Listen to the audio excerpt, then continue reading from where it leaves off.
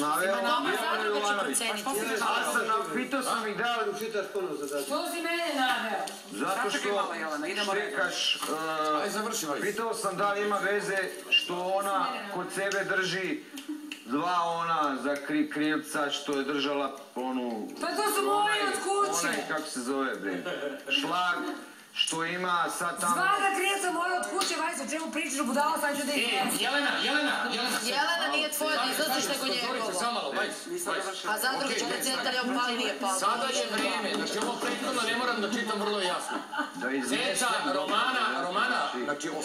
put je podnije. Iznosim ono što sam rekao i tamo. Dobro, sada je vreme. Znači neki su već dokaze za svoje tvrdnje.